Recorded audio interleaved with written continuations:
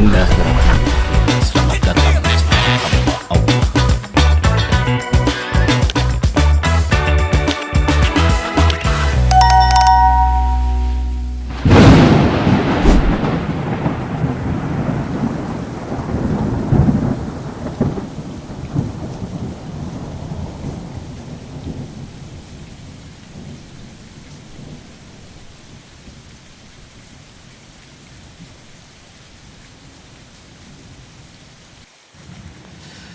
Bismillahirrahmanirrahim.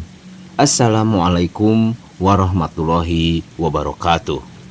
Selamat datang di channel hamba Allah, channel yang akan mengajak kita menyelami kisah-kisah penuh hikmah, kisah yang bukan sekedar cerita, tapi petunjuk hidup dari Al-Quran dan hadis Rasulullah SAW.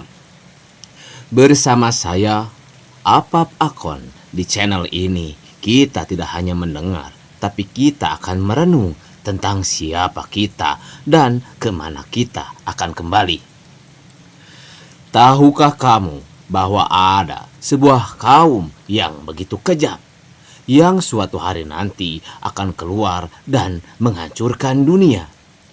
Kaum itu dikenal dengan nama Yajuj dan Majuj.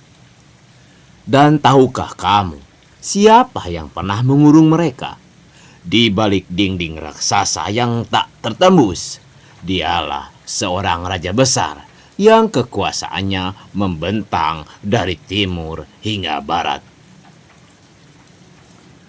Seorang hamba Allah yang saleh, yang disebut langsung dalam Al-Quran, dialah Zulkarnain. Kisah ini disebutkan dalam Al-Quran, tepatnya dalam surat Al-Kahfi ayat 83 hingga 98. Allah Subhanahu wa Ta'ala berfirman, "Dan mereka bertanya kepadamu, Muhammad, tentang Zulkarnain."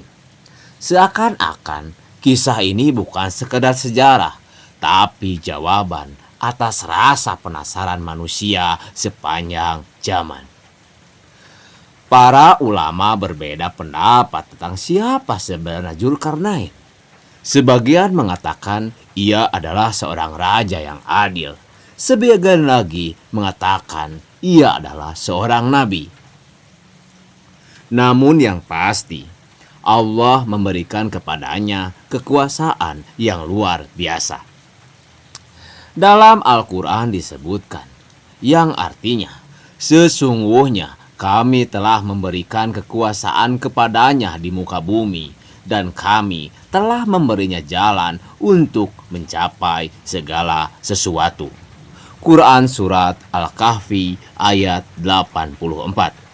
Bayangkan seorang manusia yang diberikan akses oleh Allah Subhanahu wa Ta'ala untuk menjelajahi seluruh penjuru dunia. Bukan hanya kuat secara fisik, tapi juga bijaksana dan takut kepada Allah. Maka Zulkarnain pun memulai perjalanannya. Ia berjalan menuju arah barat hingga sampai di suatu tempat di mana ia melihat matahari seolah-olah terbenam dalam laut yang hitam.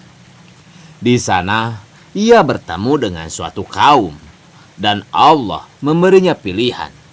"Wahai Zulkarnain, engkau boleh menyiksa mereka atau berbuat kebaikan kepada mereka."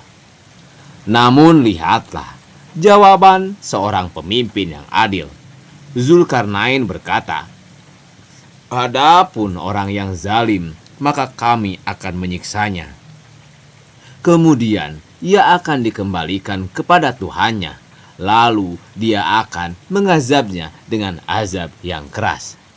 Dan adapun orang yang beriman dan beramal saleh, maka baginya pahala yang terbaik."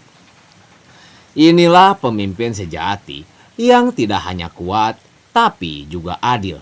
Yang tidak sombong dengan kekuasaan, karena ia tahu semuanya hanyalah titipan dari Allah Subhanahu wa Ta'ala.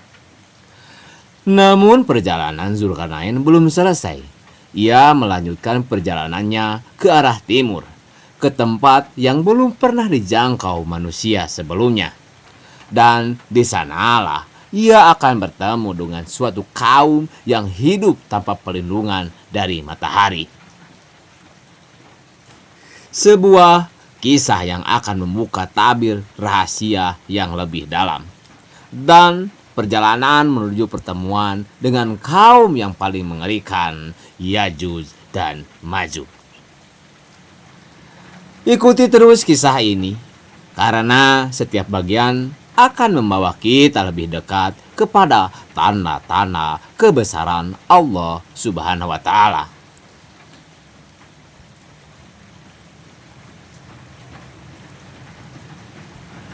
Perjalanan Dzulkarnain belum berakhir. Setelah menegakkan keadilan di wilayah barat, ia tidak berhenti.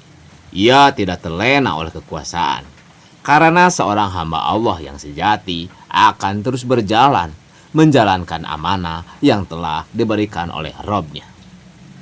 Maka Dzulkarnain melanjutkan perjalanannya. Kali ini menuju arah timur. Ia menembus padang yang luas, melintasi gunung-gunung tandus, hingga akhirnya ia sampai di suatu tempat yang sangat berbeda. Tempat yang belum tersentuh peradaban. Tempat di mana manusia hidup dalam kondisi yang sangat sederhana. Allah Subhanahu wa Ta'ala berfirman, yang artinya, hingga ketika dia sampai di tempat terbit matahari, dia mendapati matahari itu menyinari suatu kaum yang kami tidak menjadikan bagi mereka sesuatu yang melindunginya dari matahari. Quran Surat Al-Kahfi ayat 90. Bayangkan sahabat channel hamba Allah, manusia-manusia yang hidup tanpa atap, tanpa bangunan, tanpa perlindungan dari panas yang menyengat. Mereka hidup apa adanya, berserah diri pada alam. Namun, Dzulkarnain tidak memaksa mereka, tidak mengubah kehidupan mereka secara paksa, karena ia memahami bahwa setiap kaum memiliki keadaan dan ujian masing-masing, dan Allah lebih mengetahui keadaan hamba-hambanya. Al-Quran menggambarkan dengan singkat namun penuh makna. Demikianlah, dan sesungguhnya kami telah mengetahui segala sesuatu yang ada padanya. Ini menunjukkan bahwa perjalanan Dzulkarnain bukan sekadar ekspedisi, tetapi berada dalam pengawasan langsung dari Allah.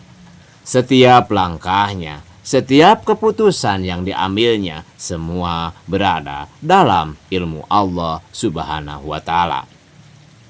Namun, perjalanan ini belum mencapai puncaknya. Setelah dari timur, Dzulkarnain kembali melanjutkan perjalanan. Kali ini, ia menuju suatu tempat yang jauh lebih misterius. Tempat di antara dua gunung besar yang seolah menjadi batas antara dua dunia. Di sanalah sebuah kisah besar akan dimulai. Awal pertemuan dengan kaum lemah. Ketika Dzulkarnain sampai di antara dua gunung, ia menemukan suatu kaum yang hampir tidak memahami bahasa, lemah, dan hidup dalam ketakutan. Mereka hidup dalam bayang-bayang ancaman dari makhluk yang sangat mengerikan. Dengan susah payah, mereka mencoba berbicara kepada Dzulkarnain, memohon pertolongan. Dengan suara penuh harap, mereka berkata, "Wahai Dzulkarnain, sesungguhnya Ya'juj dan Ma'juj adalah kaum yang membuat kerusakan di muka bumi." Kalimat itu bukan sekedar keluhan, tapi jeritan ketakutan yang sudah mereka rasakan sejak lama. Siapakah sebenarnya Ya'juj dan Ma'juj? Mengapa mereka begitu ditakuti? Dan apa yang akan dilakukan Dzulkarnain ketika dihadapkan pada ancaman sebesar itu?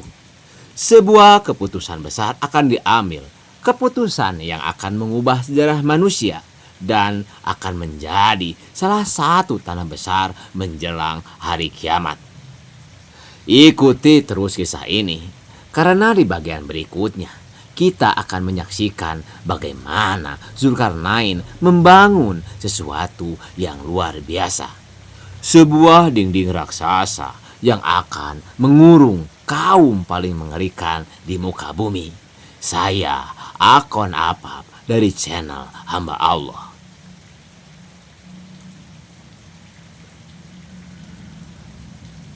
Permintaan itu bukan permintaan biasa.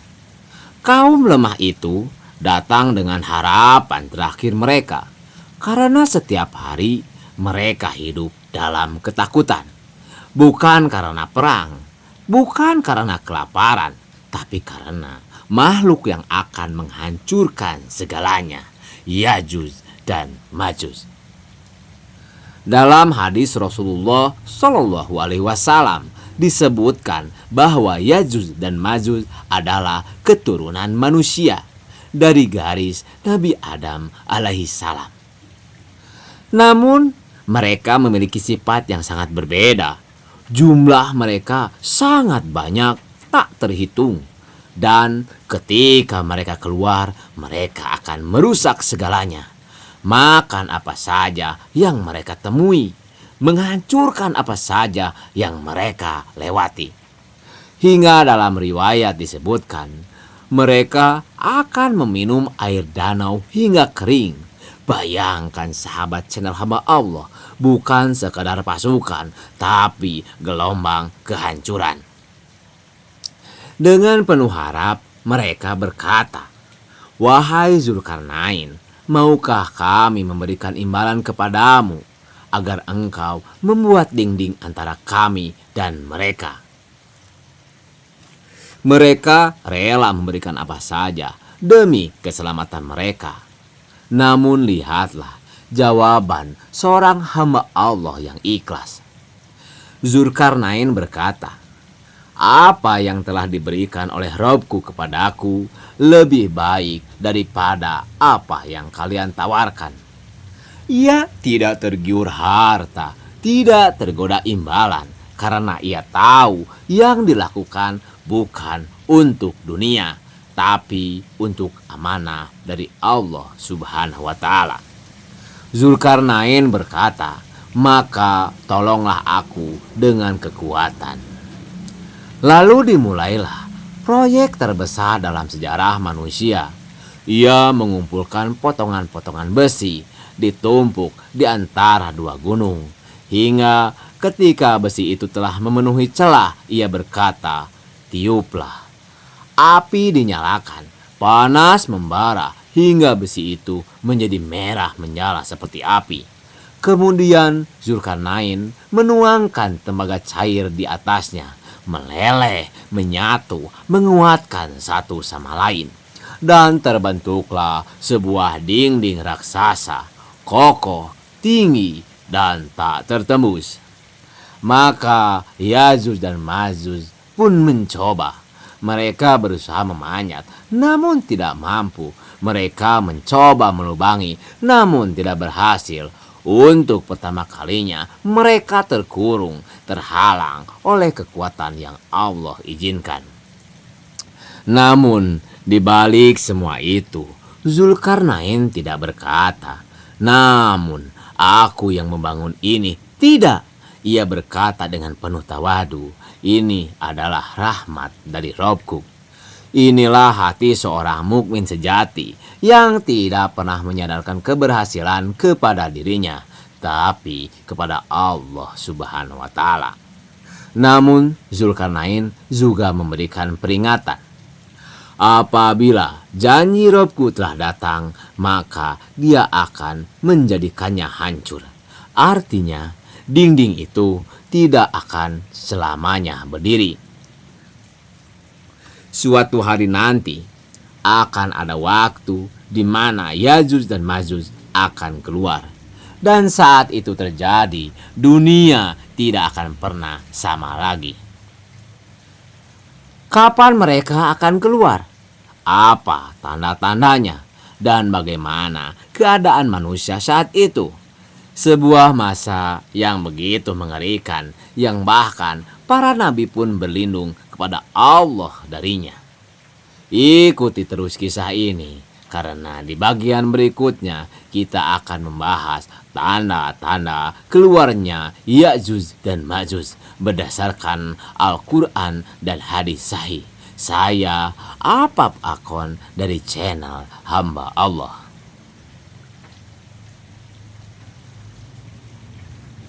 Dinding itu masih berdiri, kokoh tak tergoyahkan.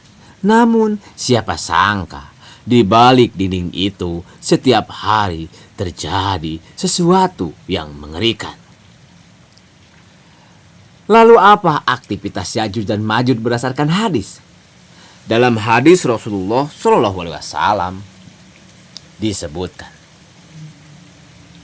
bahwa Ya'juj dan Ma'juj setiap hari menggali dinding tersebut. Mereka menggali tanpa henti hingga ketika hampir saja tembus, ketika cahaya matahari mulai terlihat, pemimpin mereka berkata, "Kita lanjutkan besok."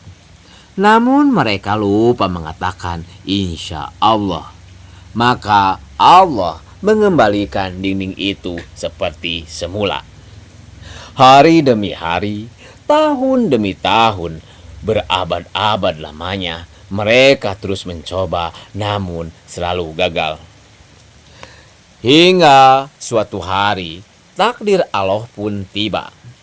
Mereka kembali menggali hingga hampir menembus dinding itu. Dan kali ini pemimpin mereka berkata, "Kita lanjutkan besok, insya Allah." Untuk pertama kalinya, mereka menyandarkan rencana kepada kehendak Allah. Dan ketika mereka kembali keesokan harinya, dinding itu tidak kembali seperti semula. Lubang itu tetap ada, dan saat itulah pintu kehancuran mulai terbuka. Allah berfirman dalam Al-Quran, "Hingga apabila dibukakan tembok Ya'juj dan Ma'juj, dan mereka turun dengan cepat dari seluruh tempat yang tinggi. Mereka keluar, bukan sedikit, tapi seperti gelombang besar, tak terhitung, tak terbendung. Mereka menyebar ke seluruh penjuru bumi, menghancurkan, memakan, merusak. Tidak ada yang mampu menghentikan mereka." Dalam riwayat disebutkan, mereka akan melewati sebuah danau besar dan meminum airnya hingga kering. Kemudian datang kelompok berikutnya dan berkata, "Dulu di sini ada air." Begitu banyak mereka, begitu mengerikannya mereka. Manusia lari bersembunyi, mengunci diri di rumah, di benteng, di gunung-gunung, namun tetap tidak aman, karena mereka ada di mana-mana. Apa hubungan dengan Nabi Isa alaihissalam? Dan pada saat itulah Allah menurunkan Nabi Isa alaihissalam.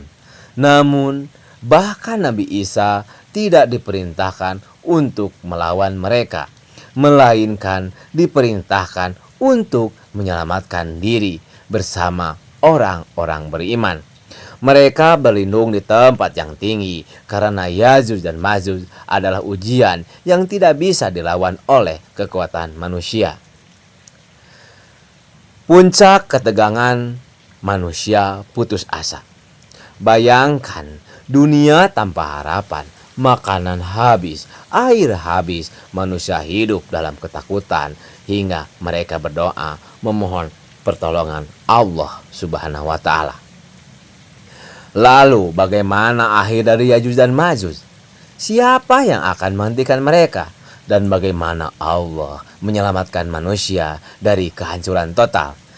Sebuah akhir yang tidak disangka-sangka, yang menunjukkan bahwa sebesar apapun kekuatan makhluk tetap lemah di hadapan Allah Subhanahu wa taala. Ikuti terus kisah ini, karena di bagian berikutnya kita akan menyaksikan bagaimana Allah menghancurkan Yajuj dan Majuj dengan cara yang tidak pernah terbayangkan. Bumi saat itu tidak lagi seperti yang kita kenal. Kota-kota hancur, ladang tandus, manusia hidup dalam ketakutan. Yajuj dan Majuj telah memenuhi setiap penjuru bumi. Tidak ada pasukan yang mampu melawan, tidak ada benteng yang mampu menahan, dan manusia hanya bisa berdoa. Nabi Isa alaihissalam bersama orang-orang beriman berlindung di tempat tinggi. Dalam keadaan terdesak, beliau mengangkat tangan dan berdoa kepada Allah Subhanahu wa Ta'ala, memohon keselamatan, memohon agar bumi dibersihkan dari kerusakan, dan Allah tidak pernah meninggalkan hambanya yang beriman. Azab Allah turun, cara yang tak terbayangkan. Tanpa perang, tanpa pedang, tanpa ledakan, Allah mengirimkan makhluk yang sangat kecil. Dalam hadis disebutkan, Allah mengirimkan ulat atau penyakit yang menyerang leher Yajuj dan Majuj. Dalam satu malam, mereka semua mati seperti satu tubuh yang roboh bersamaan.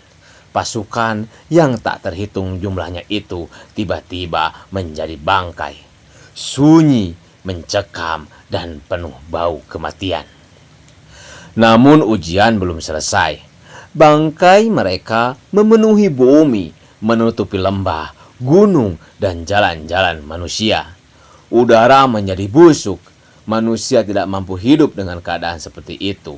Maka Nabi Isa kembali berdoa, dan Allah mengirimkan burung-burung besar yang membawa bangkai-bangkai itu dan melemparkannya ke tempat yang Allah kehendaki. Kemudian Allah menurunkan hujan yang membersihkan bumi hingga kembali bersih seperti kaca. Setelah itu, bumi dipenuhi keberkahan, tanaman tumbuh subur, hewan berkembang biak, makanan berlimpah, manusia hidup dalam kedamaian di bawah kepemimpinan Nabi Isa alaihissalam. Sebuah masa yang disebut sebagai masa yang paling damai setelah masa kehancuran besar. Kembali ke kisah Zulkarnain dan hikmah besar. Dan semua ini berawal dari seorang raja salih yang membangun dinding demi melindungi manusia. Dialah Zulkarnain, seorang pemimpin yang tidak mencari kekuasaan, tidak mencari pujian, tidak mencari harta. Ia hanya berkata, "Ini adalah rahmat dari Robku." Dan benar, dinding itu menjadi penunda kehancuran dunia selama berabad-abad lamanya. Kisah ini mengajarkan kita bahwa kekuatan sebesar apapun tidak artinya tanpa pertolongan Allah Subhanahu wa Ta'ala, bahwa pemimpin sejati bukan yang paling ditakuti, tapi yang paling takut kepada Allah, dan bahwa akhir zaman bukan dongeng, bukan mitos, tapi janji Allah yang pasti akan terjadi. Semoga kisah ini menjadi pengingat bagi kita agar tidak terlena dengan dunia dan selalu mempersiapkan diri untuk hari di mana semua akan kembali kepadanya. Saya Apap Akon dari channel Hamba Allah. Terima kasih telah mengikuti kisah panjang ini dari awal perjalanan Zulkarnain hingga akhir kehancuran Yajuj dan Majuj. Wassalamualaikum warahmatullahi wabarakatuh.